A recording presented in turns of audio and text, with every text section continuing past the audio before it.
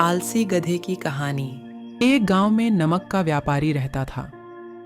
उसके पास एक गधा था। व्यापारी रोज अपने गोदाम से दुकान तक नमक ले जाने के लिए गधे का इस्तेमाल किया करता था।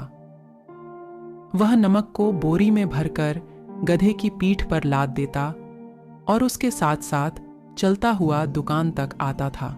व्यापारी का गधा आलसी प्रवृत्ति का था। काम से बचने के लिए वह नित्य नए उपाय सोचता रहता था। गोदाम से दुकान तक के रास्ते में एक नदी पड़ती थी, जिस पर एक छोटा पुल बना हुआ है। एक दिन नदी पर बने पुल पर चलते समय अचानक गधे का पैर फिसला और वह नदी में जा गिरा। नदी के पानी से नमक की बोरी भीग गई। जब तक व्यापारी ने गधे को पानी से निकाला, तब तक बोरी में भरा बहुत सारा नमक घुल चुका था।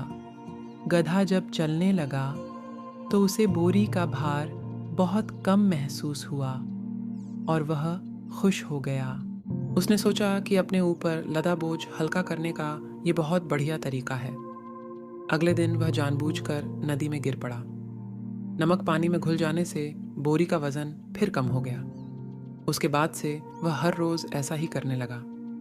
रोज रोज गधे की यह हरकत देखकर व्यापारी उसकी चालाकी समझ गया। उसने गधे को सबक सिखाने का फैसला कर लिया और अगले दिन बोरी में नमक के स्थान पर रुई भरकर गधे की पीठ पर लाद दिया। रुई हल्की थी। इसके बाद भी आलसी गधे ने सोचा कि क्यों न रोज की तरह नदी के पानी में गिरकर इस वजन को और कम कर लिया जाए।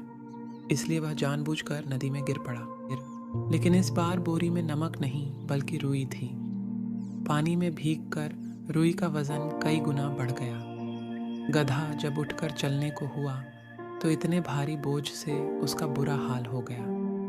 उस दिन के बाद से उसने कभी आलस न करने का निर्णय किया। इससे हमको यह सीख मिलती है कि हमें कभी भी आलस नहीं करना चाहिए। आलस का फल कभी न कभी मिल ही जाता है।